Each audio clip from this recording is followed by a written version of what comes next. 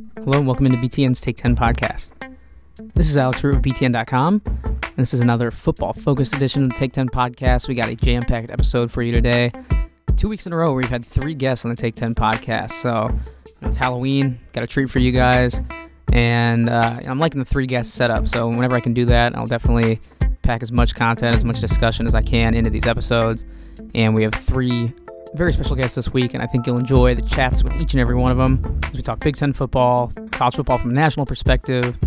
We talk a little bit of Big Ten radio, which has been launched recently on Sirius, and we talk some food as well. We have a couple of culinary experts, some Big Ten cuisine talk on the show. Definitely a nice change of pace. And of course, we have our regularly scheduled Stat Head segment at the end with BTN researcher Harold Shelton, which we do every week here on the show. So our first 2 guests to go alongside Harold Shelton are, first off, Andy Staples, Sports Illustrated national college football writer, and also a contributor to SI Eats, so that's where the food talk comes in. Andy is definitely a prominent national writer, like we try to get in this show, and talk college football playoff rankings, we talk Big Ten, and we talk the big college football game outside the Big Ten this weekend, LSU and Alabama, which Andy will be at, so he gives us the rundown of what it's like in Death Valley to go to a game there. And I also, like I said, talk plenty of food, plenty of cuisine as well, local fare down in Baton Rouge, so definitely it was great to get him on, get his national perspective, and get the flavor that only Andy Staples can provide here on the show.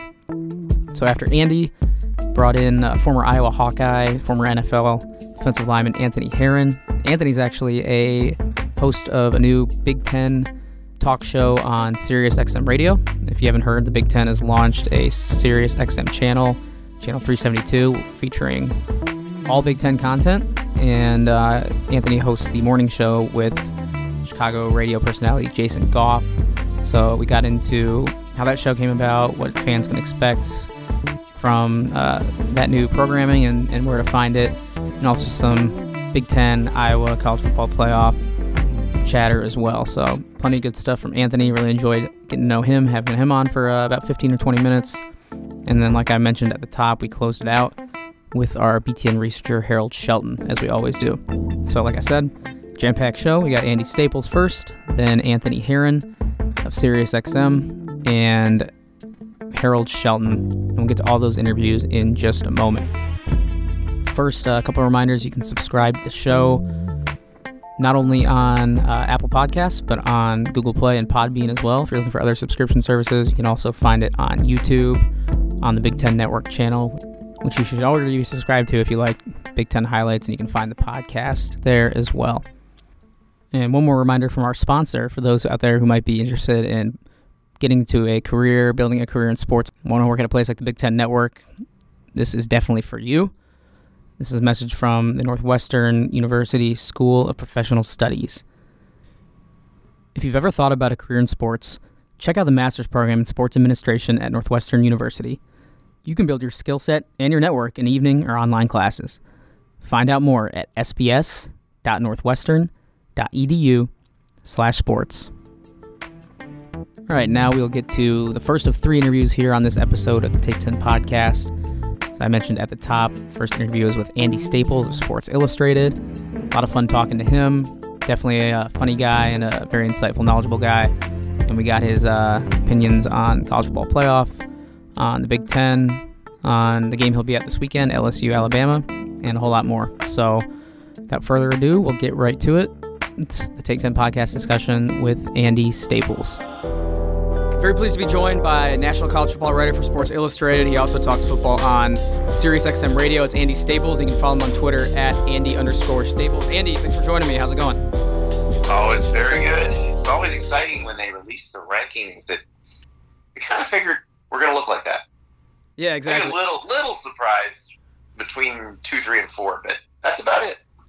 Yeah, not a ton of surprises tonight, and we're going to get to those rankings in depth in just a second, but first off, I assume you'll be in a better mood on this podcast than Oklahoma State head coach Mike Gundy was with the media Saturday. You won't be dropping any fart noises on the mic tonight, will you? I might. I've been fart noising a lot on the radio because I've decided that that's a really appropriate response to questions. I just like, well, one, fart noises are never not funny. and two, it was very effective for Mike Gundy. So, every once in a while, I'll just throw a in there and it works. I mean, I wish more coaches would respond to questions with fart noises. I got a kick out of it for sure. It was hilarious, and I also liked how he ripped us losers on Twitter, because that's pretty much what we are, Well, in our mom's basement and all that. We're late on a payment, so it's all right. It's cool. All right, so He has a Twitter account too. We can all at Mike Gundy and let him know our displeasure, because I'm sure, as he made it clear, he lurks on Twitter constantly for all his people that are late on payments. So with that out of the way, I'll get to some college football playoff analysis with the rankings coming out just about an hour ago. And for those who are listening, we're recording this on Tuesday. So it's been a busy time in college football, to say the least, including the release of those rankings. So we'll start there, and I'll run through the top six real quick, just for those who don't know. Alabama was number 1. Clemson came in at number 2. LSU at 3 and Notre Dame at 4. And then Michigan and Georgia are on the doorstep at 5 and 6. So first off, just want to get your reaction.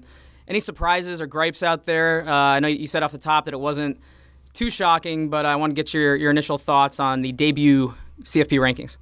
I thought Notre Dame would be 2 or 3. I was a little surprised they're 4. So I think that tells us they better go undefeated, which we thought anyway. But now I think we know they have to go undefeated to make the playoff. I was interested because, okay, LSU's best win is Georgia. That's a very good win. That's the number 6 team according to the committee. Well, Notre Dame's best win is Michigan, which is the number 5 team according to the committee. And I don't know that LSU's other wins are all that more impressive, but they got a lot of credit for Miami and Auburn when they happened, but Miami and Auburn haven't really held up their end of the bargain there. Now, I guess we could say the same thing for Notre Dame's winning at Stanford. Stanford, it's not exactly held up its end of the bargain either, but it's just I'm a little surprised. I thought Notre Dame would probably – with Clemson, I can understand, because especially the way they've played the last 2 weeks, they look like the only team that could really go toe-to-toe with Alabama. And so I don't necessarily have a problem with them at number 2. Just the LSU Notre Dame thing, I was a little surprised by, but it doesn't really matter. I mean, because Alabama and LSU are going to play Saturday, and one of them is going to move. Right. There's going to be some shuffling next week for sure. And like you mentioned, a few big games feature these teams in this top 10 or so this weekend, including top 4, and we'll break those down here in just a moment. But since these will obviously change a lot over the next month, or they could change a lot, I wanted to ask you about your final college football playoff predictions you wrote about this week in SI. And since so much is likely going to change, but your prediction for the Final Four currently stands at Alabama, Notre Dame, Clemson, and Michigan. Does that mean that for it to shake out that way, you're projecting Alabama, Notre Dame, and Clemson to go unbeaten, and then Michigan to win out the rest of the way? Pretty much, because if Clemson loses, I'm not sure they get in. Although,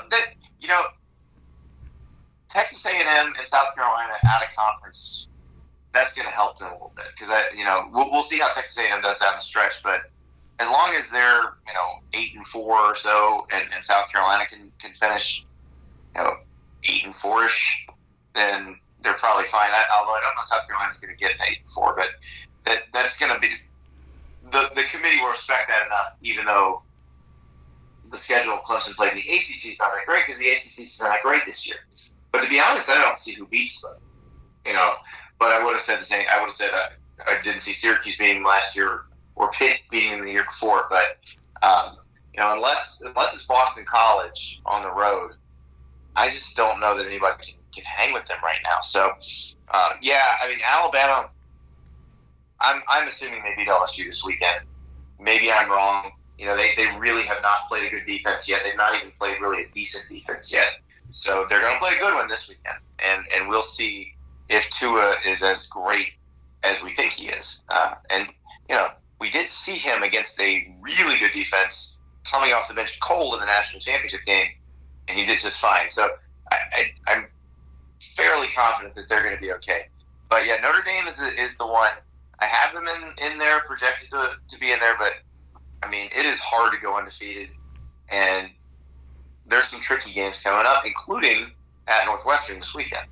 Yeah, those 2 games you highlighted, definitely excited to get into those deeper in just a moment here. But before we look ahead to this upcoming weekend, I wanted to get to another thing you wrote about in SI this week about college football playoff contenders and college football contenders using a get-right game to kind of get back in contention and to iron out some wrinkles they've had so far this year. So can you kind of explain the get-right game concept for those who haven't read that piece? Well, the get-right game is when you've had some problems, and then you have that game where everything sort of clicks into place. And so a great example of that would be Georgia beating Florida this weekend. Last time we saw Georgia, they were getting beat by 20 at LSU, and we were like, wow, we really, really overrated this team, and are we sure they're that good? Should Jake Fromm get benched and Justin Fields play more? And perhaps it was a fairly young team, which Georgia's a fairly young team. They're talented, but they're very young, having some flaws exposed. And then after having a bye week to work on those flaws, they corrected a lot of them and went and beat a pretty good team by 21 points. So I think that's the kind of the quintessential one. West Virginia had one against Baylor last week. If you saw the West Virginia-Iowa State game, West Virginia looked awful. It was shocking to see that offense get shut down like that.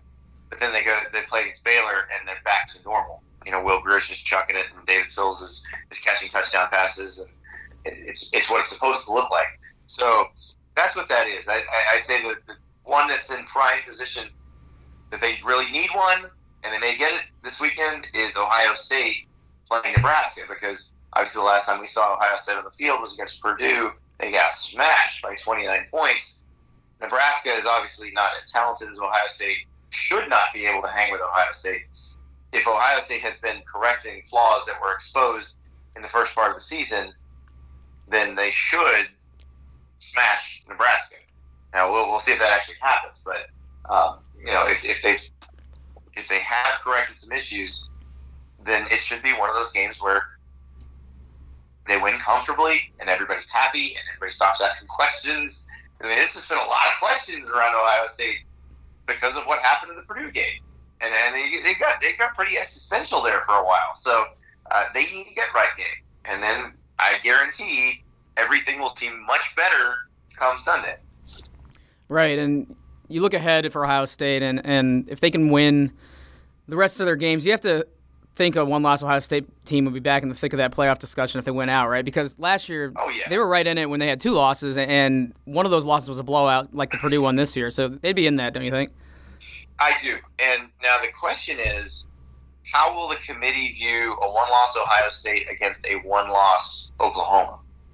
Because that's another question.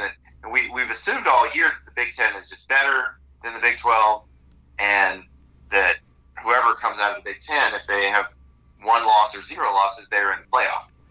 Now, if Notre Dame going undefeated is really kind of the sticky wicket there, because if Notre Dame loses, there's probably not even a debate. It's probably like 1 loss Big Ten champ, sure. 1 loss Big 12 champ, go for it.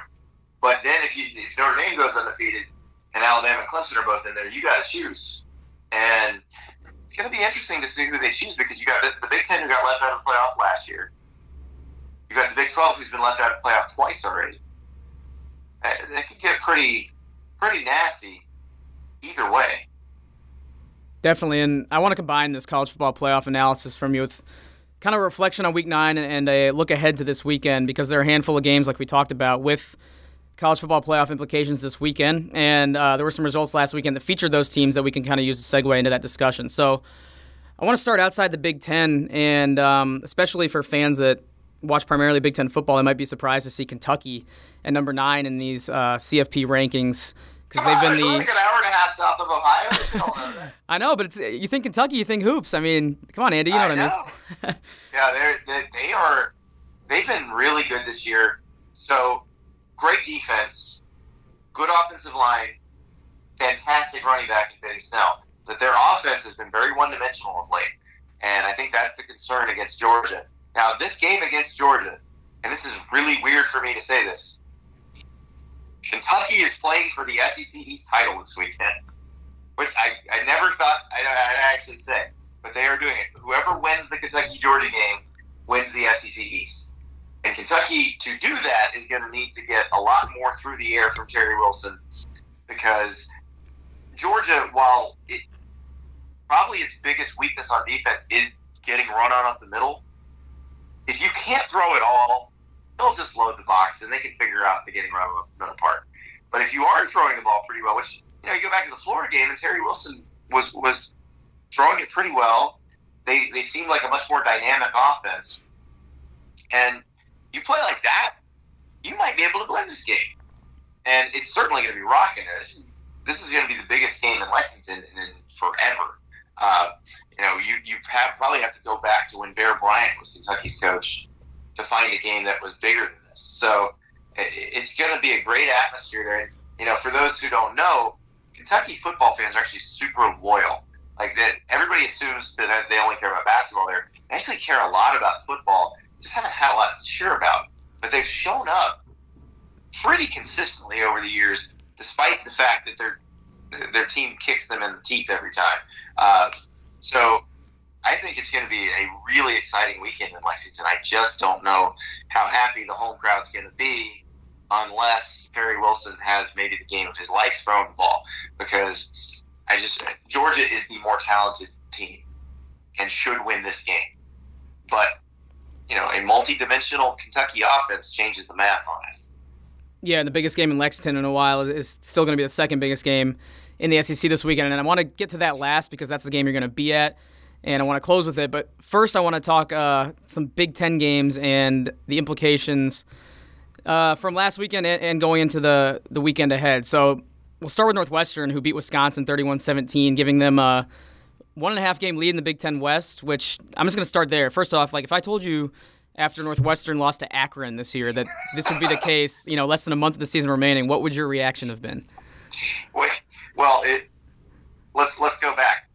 Northwestern just lost to Akron, and Purdue just lost to Eastern Michigan, and they're both mathematically still in it. And one of them is a game and a half ahead of everybody else. Driver's seat. I would have told you were insane.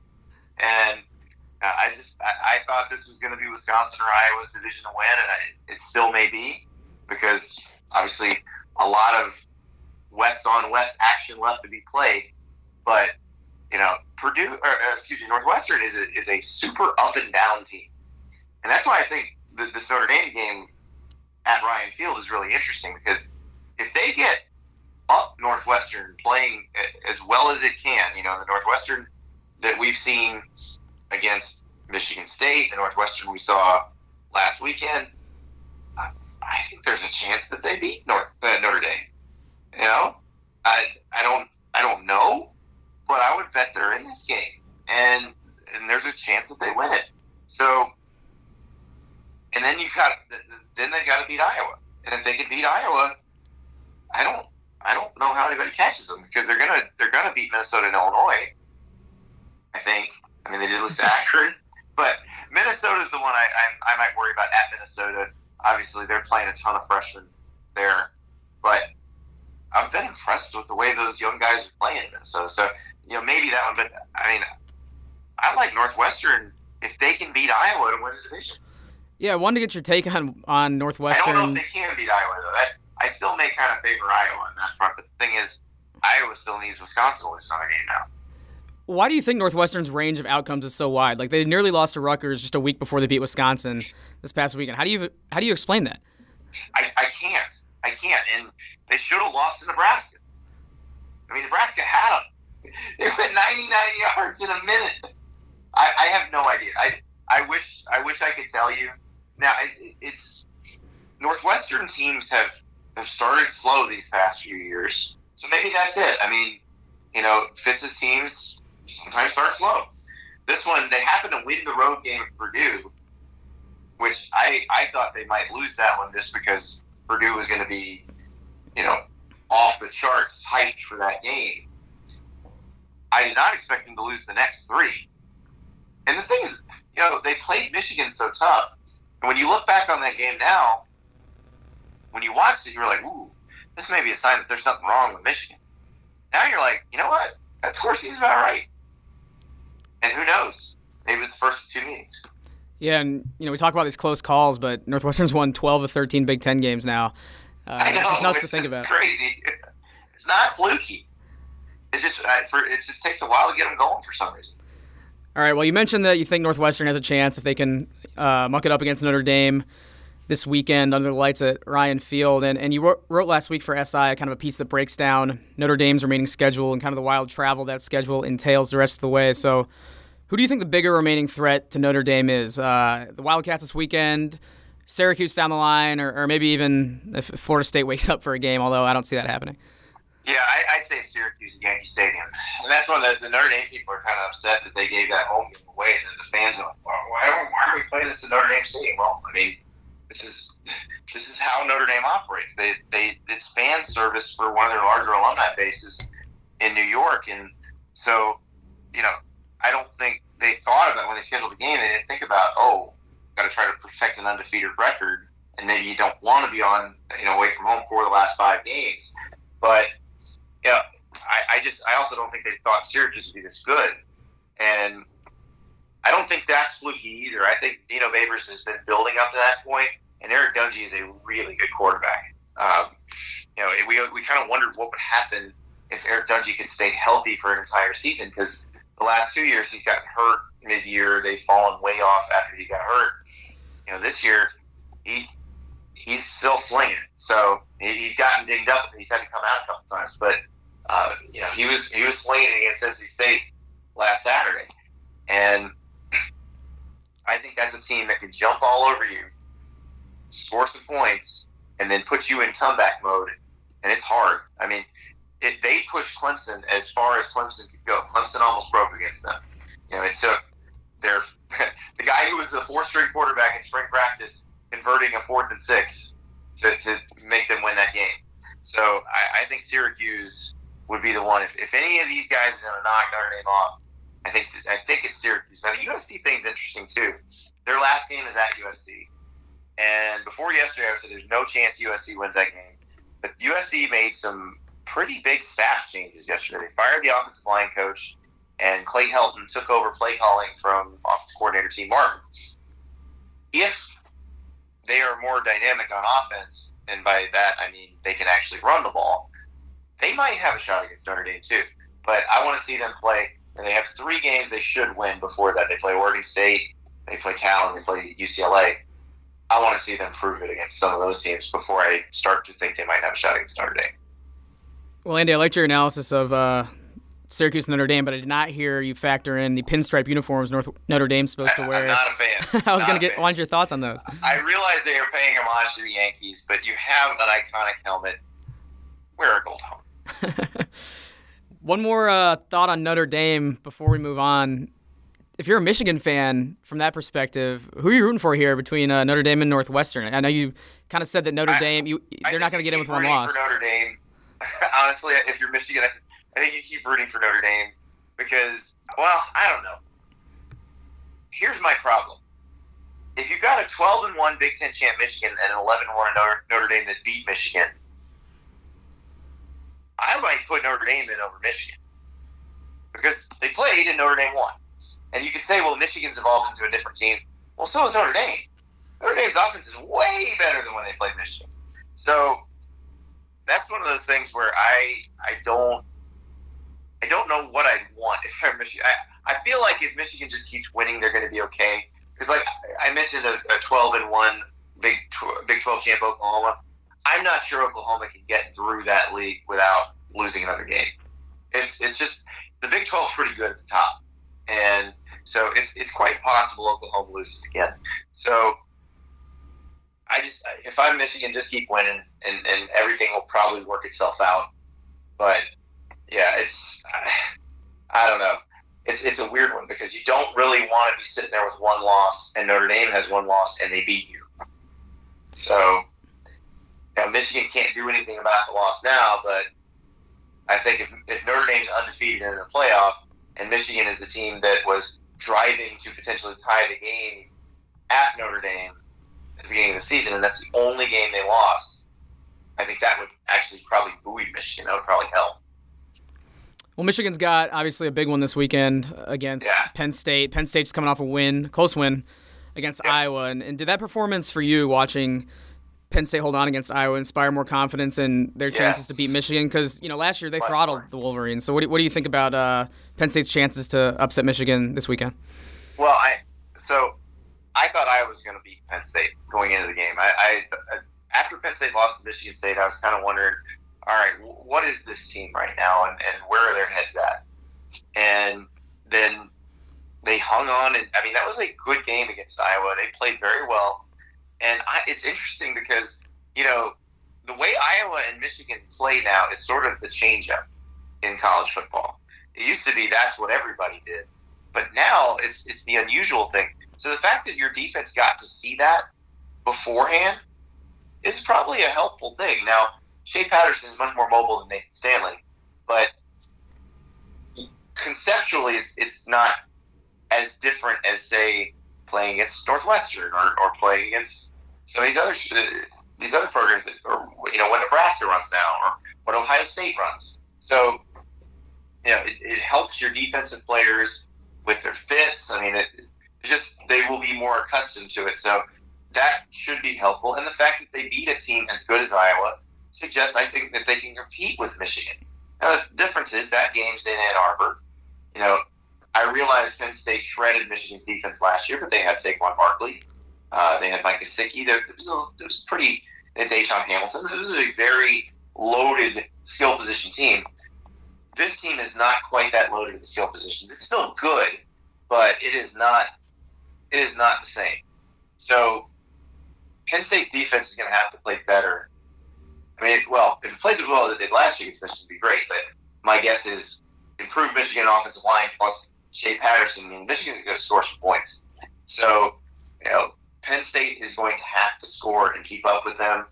I'm not sure they can with the players they have against this defense, but I give them a lot bigger chance now after watching them against Iowa than I would have a week earlier.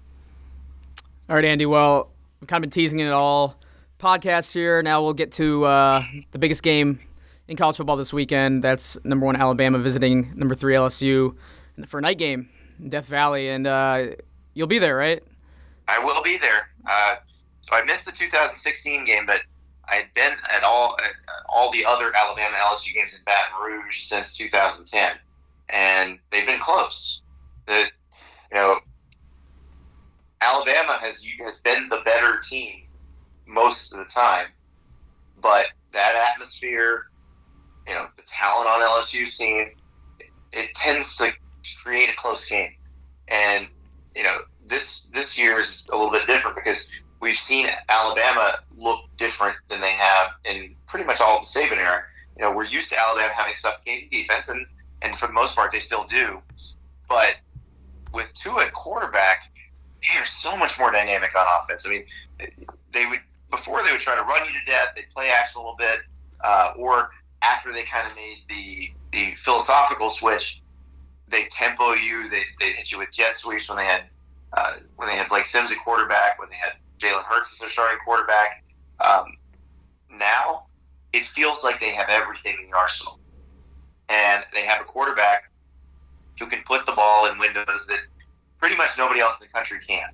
And so it's going to be really incumbent upon LSU's corners to cover really well against Alabama's receivers, because they're going to be stuck in a lot of one-on-one matchups because Alabama's got a good offensive line. They've got really good backs. You are going to have to put guys in the box and hope to limit that run game. And if you can cover one-on-one, then maybe you can get some pressure onto it. We haven't seen Tua really stressed all season. LSU may be able to stress him a little bit.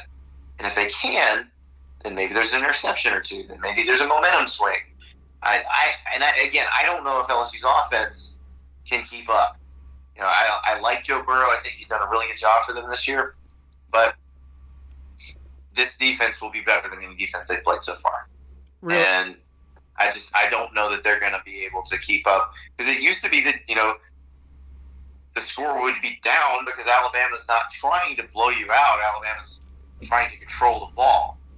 Now, it feels like Alabama can score every time it touches the ball. So that's the part I worry about with LSU, just maybe not having the firepower on offense to keep up. Yeah, realistically, if you had to put a number on it, what are the chances LSU pulls it off? Just because everybody, from the outside, from a Big Ten perspective, everyone hypes up Alabama as this machine that is unlikely to be stopped before the college football playoff. So what do you think LSU's odds are? I'd say about 25%. All right. And before we wrap up, I know since you're going to be in Death Valley, I got to get your take on the tailgating scene there because I've heard great things. I know I'm sure you've sampled it. Yeah, it's known as, the best tailgating scene in college football. What makes it so great? Well, they're probably more interested in the tailgate than the game, and it's funny because that's the reputation Ole Miss has. But Ole Miss tailgating is not as good. You're not allowed to cook in the Grove at Ole Miss. LSU, they're cooking. Everybody's cooking. And they're making all kinds of different things. It's not just the usual, what you'd expect, the gumbo, the crawfish etouffee, the boudin. There's all that. But then you got guys cooking steaks. You got people making barbecue. You got guys that just, they get these ice sculptures and then they pour vodka down the ice sculptures and they have people sitting there with their mouths at the bottom of the ice sculptures and letting it slide in there. It's crazy. They're just insane. They throw a bigger, better party than everyone else, and they know it. And there will be 100,000 people inside the stadium and probably another 100,000 outside the stadium. Sounds like paradise, to be honest. And since you're a food aficionado, for those who don't know, I got to get your take on the best food down in Baton Rouge. I'm guessing it's something with a Cajun tinge to it, but I'll defer to the expert. What's good to eat down there? It's actually not. I love the place. There's a place called Rufino's that I love. That they do a little bit of everything. The times I've gone, they've had a 64-ounce bone-in prime rib that was exquisite. I was very happy with that. There's another place called City Pork that's more of like a lunch place, deli, sandwich shop, and I mean that's a good. You go there, get a banh mi. Now, if it's Vietnamese and in Baton Rouge, yeah, it's really good. And then they got decent barbecue that across the Mississippi River, and I think it's called Port Arthur. There's a place called Kuyans that's really good. So I mean, it's one of those places that you will find something great to eat pretty much everywhere you step. If you want like the traditional Louisiana meal, there's a place called Mike Anderson's, which is where all the old heads in Baton Rouge go, and it's like if LSU has a big official visit weekend, they're taking the recruits to Mike Anderson's. That's where you get your seafood. That's where you get your crawfish. That's where you get your etouffee, your gumbo. So I mean, it's a great town to get really full in. So with all the distractions and the food and the tailgates and everything that surrounds the environment there, how do you drag yourself into the game if you're covering it? Because you got to get in there at some point before kick, right? Well, if you've never been to an Alabama LSU game in Baton, well, actually, they're great in Tuscaloosa too, but the Alabama LSU games in Baton Rouge, just a completely different atmosphere. It's one of those, if someone asked me what I can go to one college football game for my entire life, what should I go to? I would tell them go to an Alabama LSU game in Baton Rouge. The only problem is, once you've been to one, it spoils you for all other games. Every other game you go to, you're like, oh, that's it? Because in terms of the intensity, the talent on the field, the hype in the crowd, there is no comparison. Nothing comes close. And everybody always says, well, you're crazy. That's not. And then they go to their first and they're like, I get it. Okay, you're right. It's just different. So if the atmosphere in the game, exceeds everywhere else you've been, I want to hear about the food everywhere else you've been this season. What's the best food you've had in any of your stops this year? I assume you've taken some other trips besides Baton Rouge this year. Absolutely. Now I'll give you one from last week, and I haven't written about this one yet. I found this spot in Big Ten country, actually, not too far from Northwestern's campus, actually right on the corner of Loyola Chicago's campus. So there's a place called Doc in it's not Rogers Park. It's the neighborhood right next to Rogers Park, but it's basically right next to Loyola Chicago. Yeah, Uptown maybe? No, I think it's called Edgewater. Oh, Edgewater. Yep. Edgewater, yep. So it's Korean wings. And the I guess traditional Korean wing sauce is like a soy ginger garlic sauce. It is so addictive.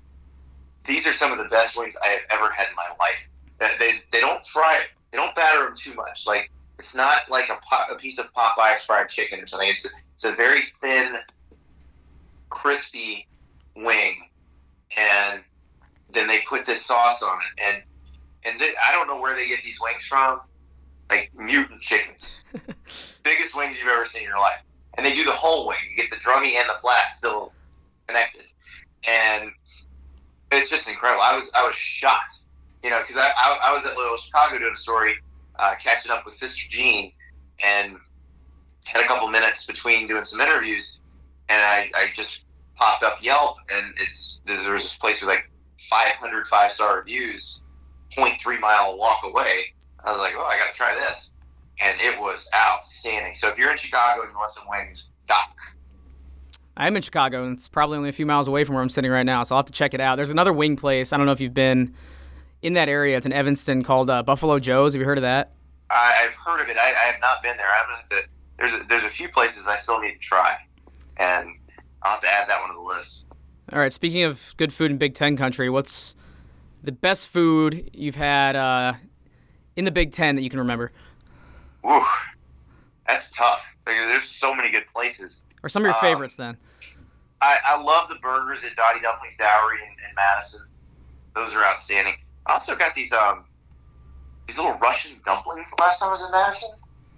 Hold on, I gotta look. I have to get on my computer and look up the name of the place. It's called like Paul's Pelmani or something like that. But so it's like $7 for this giant serving of these dumplings they're stuffed with meat, and then they're boiled, and they put this unbelievable mixture of sauce and herbs over it. It's called Paul's Pelmeni, and it's just sort of at the end of. It's on Gilman Street, but as you're walking down State Street, away from the university toward the Capitol, right before you get to that area, right near the Capitol, you just kind of turn right, and it's right there. But that was outstanding. Lead Belly in Lincoln is fantastic, and I had never had an Honest Abe's burger before my last trip to Lincoln. That's another good spot. I think there's 3 of them in Lincoln now. They just really creative burgers and great milkshakes. Yeah, I've been to Lead Belly in Lincoln, and it's definitely delicious. Have you heard of the Campus Eats show that we do on BTN? We need to get you on as like a contributor or something like that. Oh yeah, anytime. I'd be glad to. Anytime that I get to go eat good food. And special shout out to the Jerky at Beer Camp, which is probably like half a mile from Michigan Stadium. And every time I'm in Ann Arbor, I load up beef jerky there. All right, and you just settled one more food question, and it's kind of a national food debate that will never end. But this time of year, being what it is with Halloween and all that, need your opinion. Is candy corn good or is it bad? It's awful. It's one of the worst substances that it's not man-made, or it's not natural for sure. I have no idea what it is, but it is gross. I don't want it when I'm when I'm out with the kids tomorrow, and my hand happens to go into their buckets and take some candy. There will be no candy corn taken. I promise you that. Andy, this podcast is going so well until that question. I'm a candy corn fan. How dare you? But Andy, I appreciate your food insight. I appreciate your football insight. That's all I got for you. Really appreciate the time. And it'll be fun to follow the rest of the college football season and follow your work along the way. My pleasure. Thank you so much for having me. All right. Thanks a lot to Andy for joining me. Really enjoyed chatting with him. And I really enjoyed chatting with my next guest as well. And that is Anthony Herron, the former Iowa Hawkeye, a man of many roles in sports media, including a host of a Big Ten show that just launched on Sirius XM Radio, the Big Ten This Morning show on Channel 372. Let Anthony tell you all about it, what he's doing with the conference, how it's partnered with the network, and all that good stuff. And we'll talk college football as well in the next interview with Anthony Herron. That interview starts right now. I'm very pleased to be joined by a former Iowa Hawkeye star, a former defensive lineman in the NFL. He's also a former BTN commentator and the current host of the new Big Ten This Morning show on Sirius XM Radio, along with an array of other sports media responsibilities. It's Anthony Herron. Anthony, first off, congrats on the new Big Ten show, and thanks for joining me. Alex, I appreciate you having me on the show. Certainly been a fun time. I'm usually fairly busy during the football season, but this year added a couple of new gigs to my plate. and we're getting the timing of things figured out. Myself, my wife, my 1-year-old son. But to do Big Ten radio every morning has been a great time so far.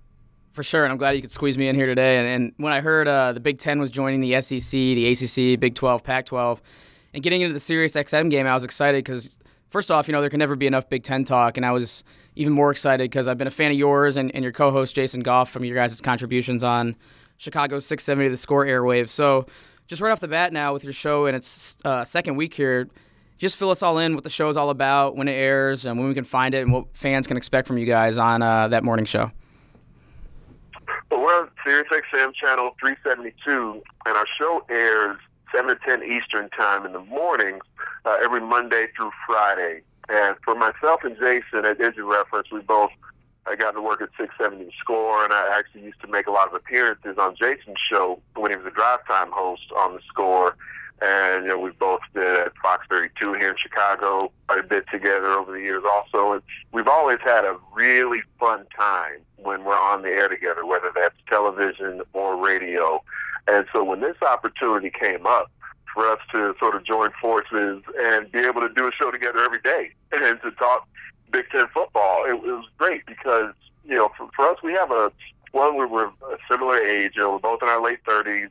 And so we have a similar sense of humor as well. And we both want the opportunity to inform people about the Big Ten Conference in this particular show. But in general, we're informing folks about sports and we're on the air. We both like to do it in a fairly lighthearted and entertaining way. We crack each other up when we're just talking, when we're hanging out, when we're on the air.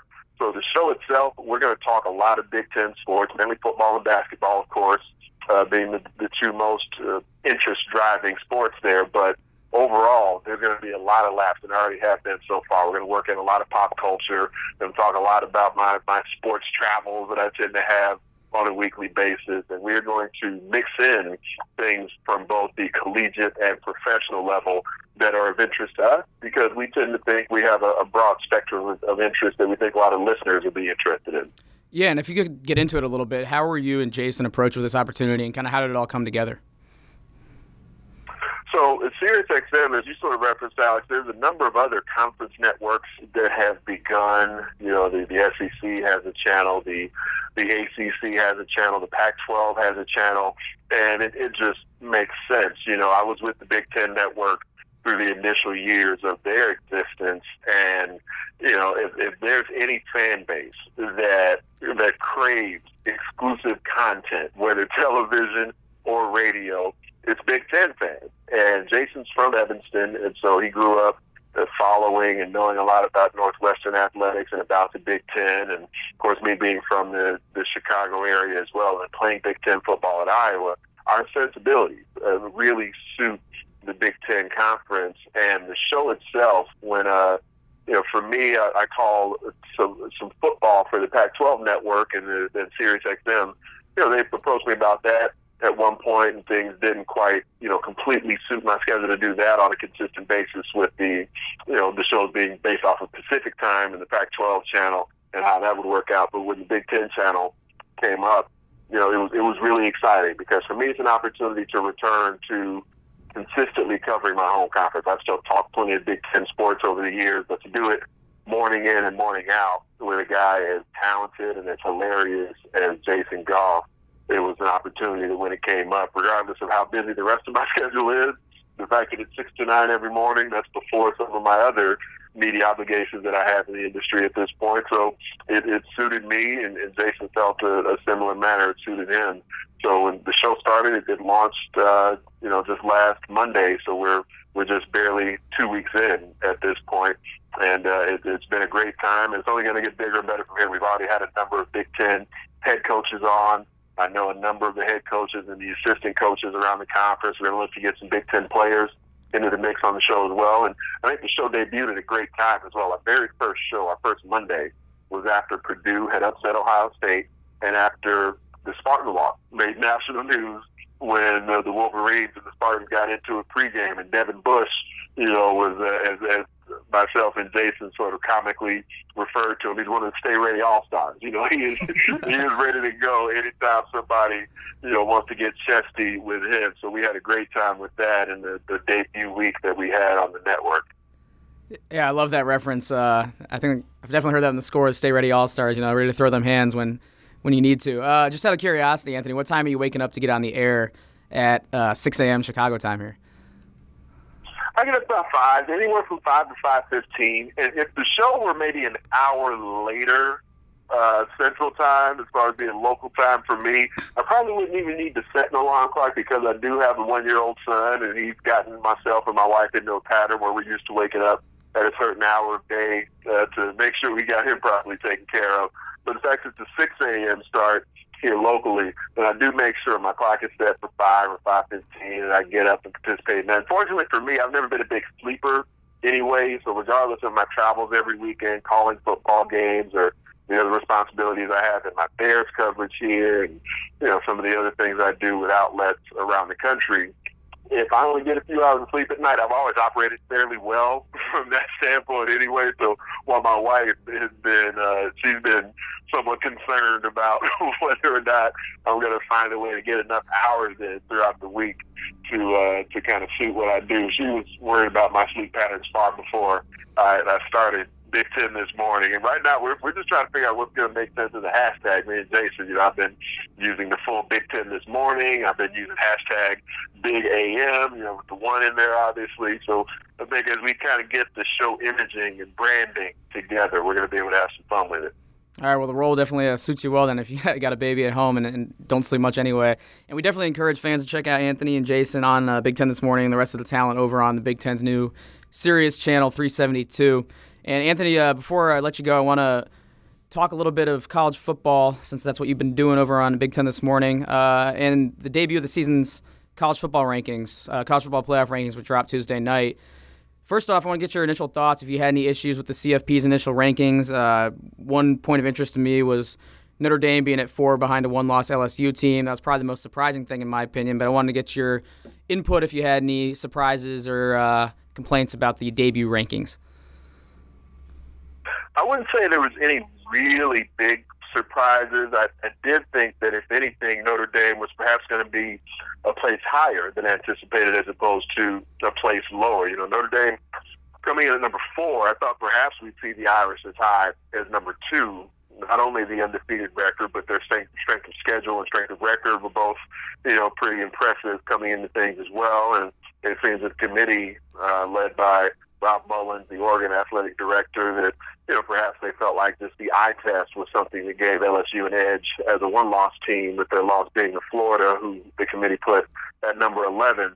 I do think Ohio State at number 10 is a squad right now that I'm not as concerned about the Buckeyes as some other folks might be at this point. I do think that Ohio State, even though they're number 10 in the polls, they're still going to have an opportunity to climb the college football rankings as the season kind of winds down here, because there's some meat left on the bone for the Buckeyes with the schedule upcoming, and that's partly assuming if they end up winning out, if they end up making the Big Ten championship game. So you've got a quality Michigan State squad ahead of them. You've got Michigan, of course, in the game at the end of the season, and if Ohio State wins through that point, then they would make the Big Ten championship game and likely face what I assume would be a ranked squad from the Big Ten West, whether that be Northwestern or my Iowa Hawkeyes. So the Buckeyes, I don't think they're the 10th best team in the country. I think by the end of the season, they've got a great shot of being higher than that, because we've seen here in recent years when Ohio State has that one loss, they tend to respond in fairly strong fashion. But I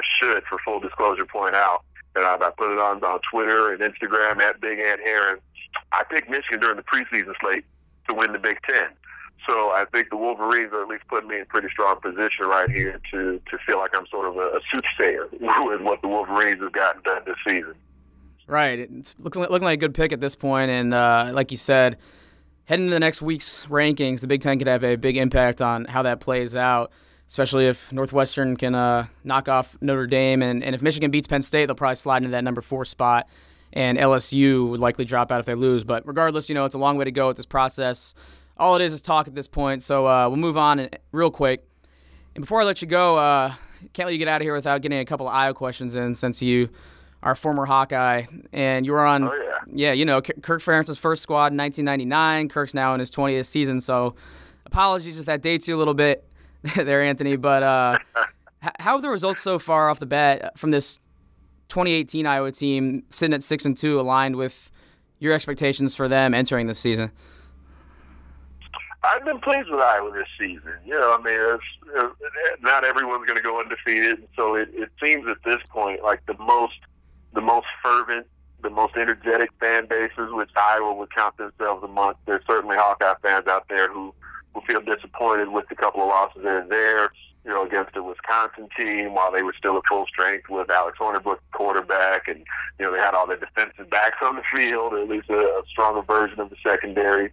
And in Penn State this past weekend, obviously some missed opportunities in State College for the Hawkeyes in that game. But when you go on the road to an environment like that and you don't execute, there were some self-inflicted wounds that the Hawkeyes had that they weren't able to overcome at the end of the game. But that's just part of the deal in college football. It wasn't like there was anyone who, the referees didn't blow any major calls that I felt like ended up in the end having a major outcome on the full scope of the game. But Nate Stanley, for the most part, has been excellent this season. I do see him recovering from the performance he had in State College, and it's nice to see here in recent weeks they're starting to get that run game going. 3 separate backs, 3 consecutive weeks over 90 yards rushing, so that said something to me.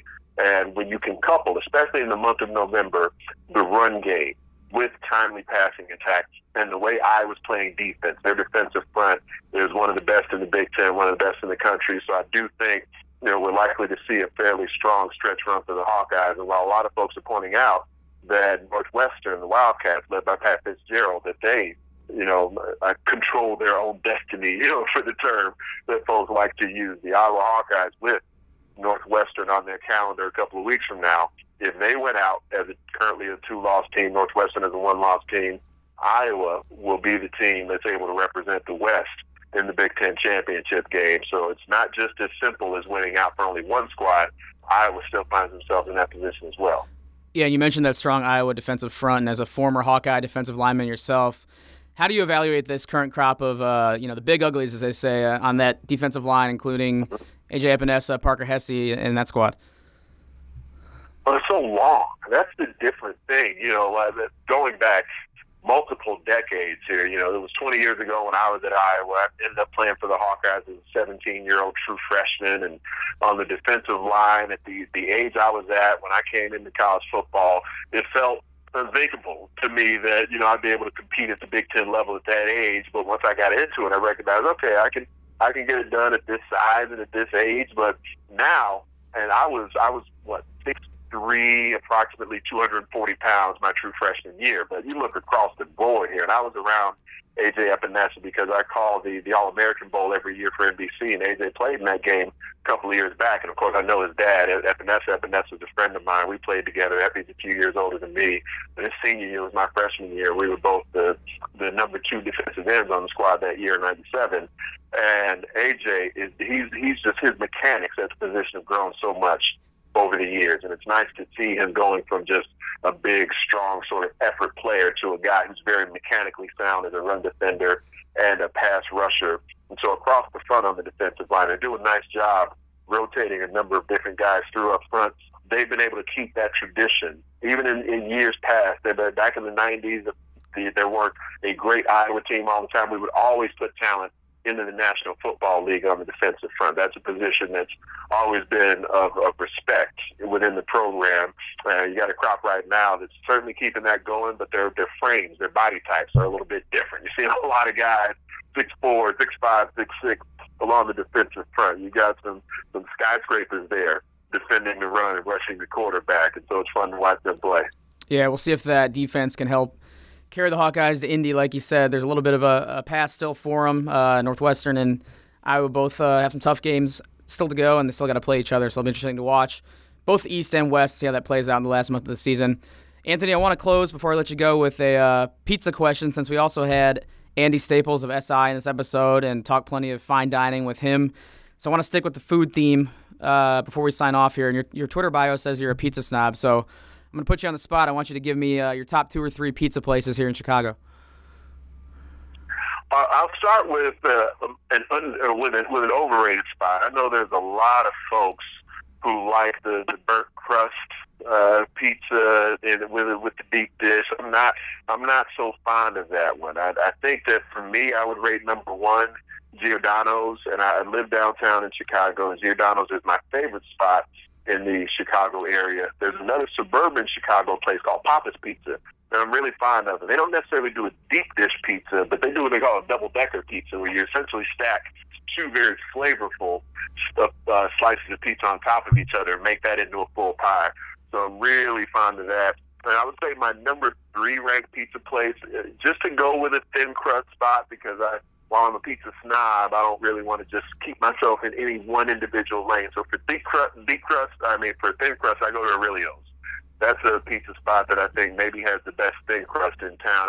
I say it's comparable with a place that's around the corner from where I live, actually, called Flo and Santos. It's got some great thin crust, but I would give Aurelio's a slight edge with the thin crust over Flo and Santos. All right, now I'm hungry after you dropping those names right there. And I actually lied. I got one more question for you, and that's regarding your Bears coverage. I need to know, as a Bears fan myself, will the Bears make the playoffs this year? I think they will, and it's not because the rest of the division in the NFC North is going to falter. I just think by the end of the season, we're going to see a Bears team that continues to improve nonstop. Will they win the division by the end? I don't necessarily think that yet. I think the Minnesota Vikings are going to get things figured out with the depth of talent they have on that roster and the amount of guys who returned from their playoff run last year and adding Kirk Cousins into the mix.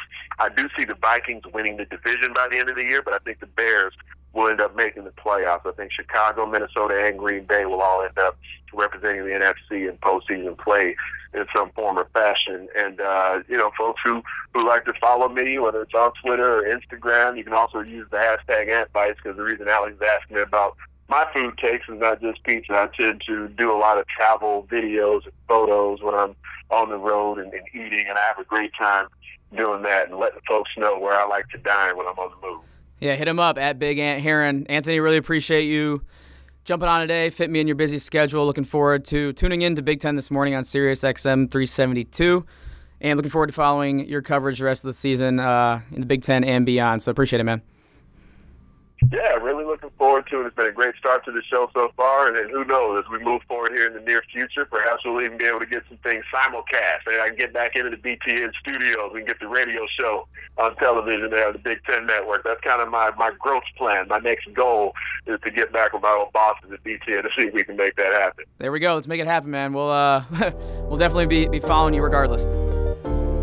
Thanks a lot, Alex. All right, thanks once again to Anthony for joining me. Always love listening to him on Chicago's Airwaves or wherever you can find him in sports media. And I really enjoyed having him on this show for the first time, hopefully not the last. All right, we'll wrap up now with our Stat Head segment, which we do every week with BTN researcher Harold Shelton. Goes behind the numbers in Big Ten football, breaks down what happened in the previous week, and looks ahead to the weekend coming up here in Big Ten football, and it's a big one. Has national implications, has Big Ten race implications, and we get into it, all the scenarios, all the good stuff, right now with BTN researcher Harold Shelton. All right, back again with BTN's in-house stat head Harold Shelton. Another week, another exciting weekend of college football, and things are tightening up now as we get here in the home stretch. So first off, how you holding up as we get in the last month of the season here? I'm good. This is definitely the start of the stretch run for me. Definitely gets busier once the rankings come out, and in addition to just the normal workload, the rankings adds a whole different wrinkle. So definitely a busy time, but this is the fun time of year. Yeah, my inbox is blowing up with different scenarios from you, and I keep teasing it, but I swear we're going to talk hoops on here coming up pretty soon. We'll get it done. It starts next week, so here we go. All right, so we'll keep this strictly football today, but we'll get into hoops eventually here on the podcast. But like I said, let's stick to football, and we'll open it up with kind of the topic du jour here, the college football playoff rankings that came out. If you're listening to this Thursday, it would have been 2 nights ago, but we're talking Wednesday, so last night. I've talked about the rankings with my other two guests in this episode, but definitely a noteworthy topic, so we'll get into it with H as well. Just want to get your general thoughts. The Big Ten got 4 teams in, starting with number 5 Michigan, going down the line to number 10 Ohio State, number 14 Penn State, and number 16 Iowa. So off the top, was it a fair placement for the Big Ten, and how did it relate to some of the other conferences, Power 5 teams that are up alongside them? Yeah, I thought it was pretty favorable. Thought it was pretty fair for the Big Ten. Michigan at 5 seems to, be a logical place. Obviously lost to Notre Dame, who's ahead of them and still undefeated. Second highest one-loss team, behind LSU, who has a ton of good wins. If you look at Michigan's resume, it's very interesting. I think they got by mostly on eye test, which is well-deserved. They've been playing really, really well ever since the Notre Dame loss. But if you look, they're the only team in the top 10 that doesn't have a win against a team that's currently ranked by the committee. So the fact that they're still 5 despite that is a really good sign if you're a Michigan fan. They still have work ahead of them with Penn State and Ohio State. So if they're able to get those 2 key wins, get the Indy, win the Big Ten, a lot of stuff is still in front of them. I'm curious about Iowa. I wonder what would have happened and where would they be ranked if they would have held on last week against Penn State. Right. Because in the AP, they're 19th. They're 16th in the committee this week. If they would have won that game at Penn State, you'd argue that they would have had a better resume than Ohio State. They would have had a legit chance at this thing, but it was an opportunity to let slip away. Yeah, let that one slip away, let the one against Wisconsin slip away. 2 losses that are nothing to be ashamed of, but could end up costing them a chance at a Big Ten title and a college football playoff berth. So like you said, Michigan, everything's in front of them to play their way in. We'll be following the rankings closely. They'll be shuffled a bit, I'm sure, after this weekend, and we'll talk more about it next week. But Let's get to what happened on the field this past weekend. Really, it was the weekend of the backup quarterback. A lot of backups being thrust into the spotlight. Had some solid performances out of Minnesota and Michigan State, and a not-so-solid one at Wisconsin. So what stood out to you, especially with these backups being thrown in the fire? Seems like good coaching by P.J. Fleck and Mark D'Antonio and the guys on those staffs having them ready. I thought both definitely played well. They played to their strengths. Both mobile guys. You got to see them out on the run, making throws, making plays with their legs as well. And I don't want to say it's quarterback controversy type stuff, but it seems like the offense definitely moves better with Morgan back there instead of Annexstad. Now, again, Annexstad's been battling an ankle injury for a while, even before he got knocked out of the Nebraska game, so I don't want to be too much of a knee-jerk reaction guy, but the offense definitely seemed to move much better with Morgan in the game. As for Michigan State, the way Rocky Lombardi played, it makes me wonder why you didn't see him the week before, knowing that Brian Lewerke was injured, not just hurt, but the fact that he had a injured throwing shoulder and decided to still play through it, and you could see 5 for 25 trying to fight his way through it. It makes you wonder what the game would have looked like if he would have played. I'm not saying they would have won, but I think the offense might have looked a little different. Yeah, and some significant results over the weekend. Northwestern won by 2 touchdowns over Wisconsin. Penn State beat Iowa, like we mentioned, and Michigan State cooled off Purdue, who had won 4 straight before that. And sometimes, as you get toward the end of the season, it comes into focus a little bit, the picture of what maybe the Big Ten championship outlook's going to look like. Right now, although Northwestern has a 1.5 game lead, they're definitely in the driver's seat. There's still a lot to play out in the West and the East as well. So let's keep in the West and kind of frame our discussion of these past weekend's games around that. Did it surprise you that Northwestern was able to beat Wisconsin, even though Wisconsin had their backup playing, Jack Cohn? Northwestern is such an up-and-down team. They've played a lot better lately, but again, they almost lost to Rutgers the week before that. So we'll start there. How did Northwestern pull this off, and maybe projecting to next week, are you seeing them on a bit of a roll here as they face their toughest test coming up? I'm not surprised they won. I'm surprised at the margin. I mean, they pretty much controlled the whole game. Wisconsin went up early, and I want to say Northwestern scored 31 of the next 34 after trailing 7-0. The fact that they were able to just completely shut down Jonathan Taylor, caused a couple fumbles, the lowest rushing yards he's ever had in a regular season game. That was surprising. The fact that Isaiah Bowser outrushed Jonathan Taylor was surprising. Great name. Absolutely. Especially for running back. That's a perfect running back. Absolutely. Mario Kart, shout out. But yeah, it was just surprising to me to see Northwestern win again with Clayton Thorson not playing well. That's 2 straight weeks. A team that hasn't been able to run the ball, been able to run it just enough to keep defenses honest, and now they're in the driver's seat. I mean, I know they have a 1.5 game lead. They still have Iowa left, but they'll be rooting big for Purdue this week. If Purdue can knock off Iowa, they're a win away from beating Iowa and going to Indy with 2 weeks left to play. Yeah, so kind of get into that West race a little deeper if you could. I mean, you laid it out pretty well there, but with Iowa and Purdue both losing, definitely some missed opportunities there for them to seize control of the West. Besides that Northwestern and Iowa game and then the Purdue game this weekend, what really has to happen for Northwestern to either take command or another team to get back in it? I mean, if Northwestern beats Iowa, I mean, they're pretty much in great shape. They would just have to split their last two games with Minnesota and Illinois because they would already have the tiebreaker over Wisconsin, over Purdue, over Iowa, since they would have beaten all three in that scenario. So regardless, that's what Wildcat fans need to look for, right? Right. If they beat Iowa, they are in fantastic shape. If Purdue wins this week, considering that they already have the head-to-head over Purdue and over Wisconsin, they would, if they beat Iowa, they would go at that point, no matter what happens with the Minnesota and Illinois games.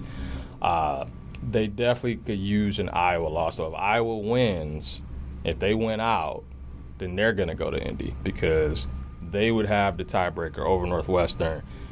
Again, and I'm kind of jumping myself here. I'm assuming another Wisconsin loss since Wisconsin has to play Penn State still. Right. I assume that they'll probably lose that game. Iowa's in great shape as long as they're not in a tie with Wisconsin because of that head-to-head. So pretty much if Iowa can win out and Wisconsin loses, then Iowa will go. If Northwestern wins out or if Northwestern beats Iowa and splits their last two, they'll go.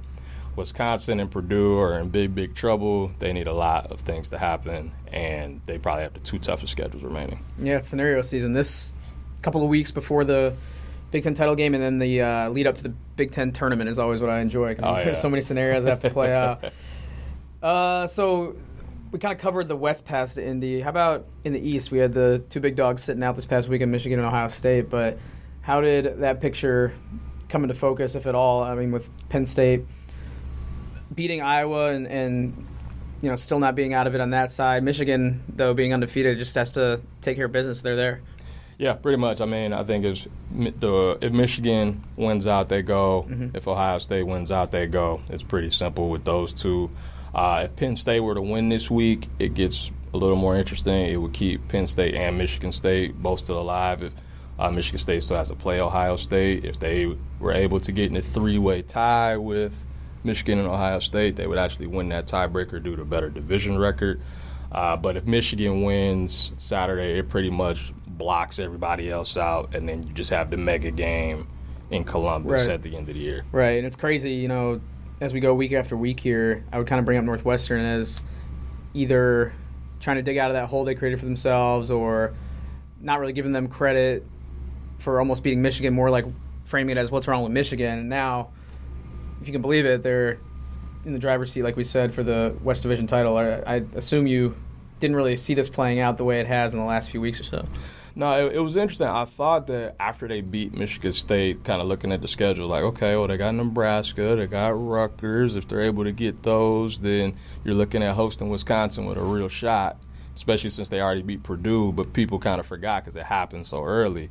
You know, but since they lost games to Akron and they looked so bad against Duke, and then they lose to Michigan after blowing a 17-point lead, you're like, oh, well, they're 1-3. Who cares? You know, kind of a lost season. But that win against Purdue back in week one holds so much weight now, as we see. Right, and you know, it's kind of a game you almost forget about. It was week one. It was hype at the time.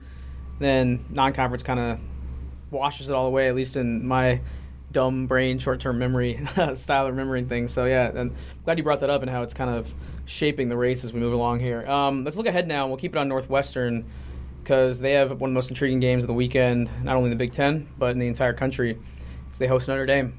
It's interesting. One of my superiors here, Michael Calderon, one of our vice presidents, he brought up an interesting point that Northwestern, you know, stands to, if they were just to forfeit the game and not even play, that might be in their best interest if, like, you know, you were simulating the season or something like that, if there wasn't pride and all that at stake, because really it has no bearing on their season. They're not going to make the playoff, and the Big Ten title race that they're in can only be harmed if they get someone hurt. So that's kind of just a funny outlook on it.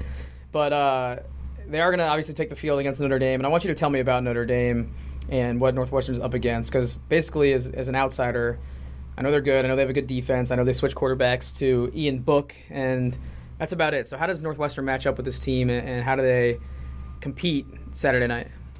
Yeah, so Notre Dame, as we talked about, one of 4 undefeated teams left in the country. Probably have the best win in America right now with the win over Michigan. Mm-hmm. But obviously that was a long time ago. That was with Brandon Wimbush at quarterback. They kind of sputtered along with him the next couple of games against Ball State and Vanderbilt, barely escaping those. So they made the switch to Ian Book. They've been averaging over 40 points a game since he's been starting. Blowout wins against Stanford and Virginia Tech. Just pounded Navy. Now, I'll be curious to see, what Notre Dame is like coming back from San Diego, long flight back. They got a lot of crisscross for the rest of the season. Yeah, talked about that with Andy Staples on their California, on their travel schedule. Yeah, they only have one true home game left, so be curious to see if there's any kind of letdown, jet lag kind of stuff. But I'd say on the field, be curious to see if Northwestern can run it against this Notre Dame defense. Is really good. They completely shut down Karan Higdon in that Michigan offense in week 1. Khalid Kareem is an animal at defensive end. So I don't know if Northwestern will be able to run it like they have the last couple of weeks. And I wouldn't say it's great, but they've been able to control time of possession that way. They might need the Clayton Thorson that throws it 40, 50 times and gets 300 yards to have a shot. I'm sure there'll be a lot of Golden Domers in the stands. Oh, for sure. Yeah, this town is swarmed with Notre Dame fans even on a regular Saturday, so it'll be interesting to see. Cats could do a Big Ten a solid. They could. If they knock off Notre Dame, that opens it up for Michigan and Ohio State and the Big 12. And so is it that simple, though, that if Notre Dame loses, you don't think they're getting in even though they beat Michigan? Did they get in over? You don't think they get in over Michigan if both were sitting there with one loss? I think it becomes a discussion. Mm-hmm. I think an undefeated Notre Dame at this point, I think, is an absolute lock to get in. Yep. If they lose, and it's a head-to-head with Michigan situation. If Michigan winds up with a better resume, would the head-to-head matter as much since it happened so long ago? Then you have the common opponent thing. We saw Michigan win at Northwestern. If Notre Dame loses at Northwestern, how does the committee view that? So I think it just becomes a discussion. Notre Dame's schedule to start the year looked very daunting. Right now it's not. Right. They don't have a ranked team. Actually, Syracuse is the only ranked team remaining. And the only one they've beaten so far is Michigan. So I think if Northwestern were to win, it would open things up for a lot of the other one-loss teams across the country. All right, well, we'll see, and we'll also have our eyes on another big game. The team we just talked a lot about, Michigan, taking on Penn State, and discussed this a little bit with our previous guests here, but Penn State put a whooping on Michigan last year. That was in Happy Valley. This game's in Ann Arbor, and the teams are obviously very different. Michigan's more dynamic on offense. Michigan's defense is better, and Penn State's defense has not looked as strong. Plus, there's all the variables of Penn State's departures. So, do you think James Franklin and Penn State will still have Michigan's number at all? There's just a completely wiped slate, new game. What are you looking for out of both teams, and where do you think each team has the edge in this one? See, it's funny. Like last year, we talk a lot about last year's game and 42-13, but we kind of forget that the year before, Michigan beat them 49-10 in Ann Arbor, and Michigan's kind of owned Penn State in Ann Arbor. Even when they were down, they were still beating Penn State. So, if anything, I would say Michigan has had their number, last year notwithstanding. I'm sure Michigan remembers that, as Chase Winovich has talked about his revenge tour, for the last few weeks or so. They're 2-0 in that so far. Penn State obviously next on the list. We'll see if they can back that up. I'll be curious to see if Penn State can stop Michigan from running it. Their total defense-wise, Penn State's been pretty good, but they've allowed some rushing yards to Indiana. They've allowed some to Iowa. Teams that haven't been great running the ball. And Michigan absolutely wants to control time of possession and run it and wear you down. I'll be curious to see if Penn State can stop that. If they can, I think it could get ugly. Yeah, Michigan, I just feel like has that juice right now. They're kind of seeing everything open up in front of them. They're cocky. They're confident.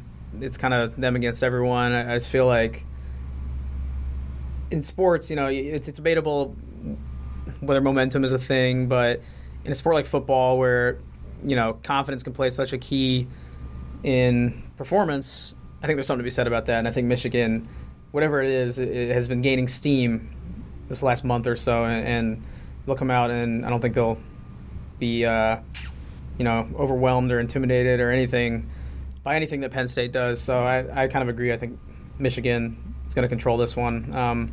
But you never know with Penn State. They're explosive. Yeah, Trace will have to be special, I think. And then we saw him leave the game last week. He did come back. He did run for a long touchdown, but he's still a little gimpy.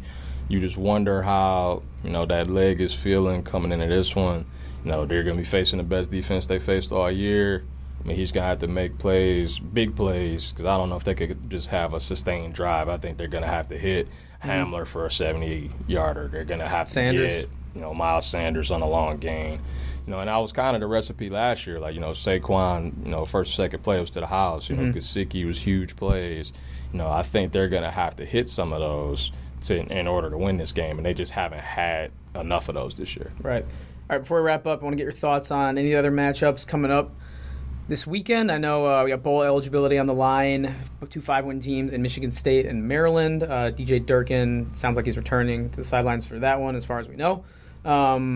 And Iowa and Purdue, we talked about it a little bit. There's a handful of other games. What will you be keeping an eye on this weekend aside from those marquee matchups that we talked about? I'm looking to see Ohio State. They've had the week off. Everybody's talking about how bad their defense is. The last time we saw them, they gave up 49 to Purdue. I think Rondale Moore just scored again as we're talking about it right now. So, how do they adjust? They're going to face a very explosive Nebraska offense. Adrian Martinez is a guy that can cause them problems. They haven't gotten to the quarterback as much without Nick Bosa. I think it's a game Ohio State should win. But, if they give up, 30 points, if they give up 500 yards, we'll see if anything is fixed. And if that's the case, I think there's just more questions going forward. And, it creates more and more doubt that this team could turn it around and get to the playoff. Yeah, fascinating dynamic going on there with Urban Meyer coming out with his, disclosing his health issues this week and questions about if he'll be coaching next year.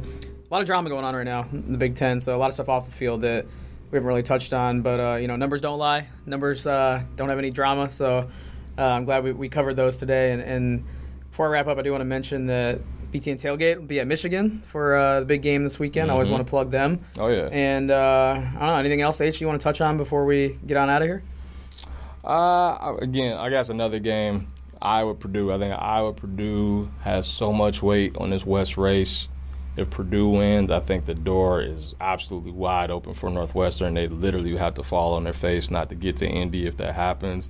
If Iowa wins that game, then that game on the 10th, when they host Northwestern, could wind up being for all the marbles. And I think Northwestern fans should be, wearing their hard hats, boiler up, hammer down, the whole thing. How about those contrasting styles, though, with Iowa and Purdue? It's like Iowa wants to play you in the phone booth. I will say, Iowa and their trick plays lately has been getting me hyped because I feel like a couple of years ago it was like, this is so not New Kirk Ferentz, New Kirk. Yeah, this is so out of character. And now it's like come to expect it. It might have been too much New Kirk last week. There's a couple of those that might have cost them some points. Well, you know what? Shoot your shot is what I say. Jeff Brom does it. Kirk's been doing it. He definitely does. So that'll be a good one to watch. H, let you get out of here, and we'll be following the games this weekend. I'm sure we'll be talking about a ton more of exciting stuff. Next weekend, we're sitting here, same time, same place. Oh, yeah, a whole lot more clarity after this weekend for sure. All right, H, thanks, man. No problem. All right, thanks one more time to Harold, Anthony, and Andy for joining me. Had a lot of fun chopping it up with all three of those guys. All three really knowledgeable, fun to talk to, and hope you had fun listening to not only the food discussion, but the college football talk as well.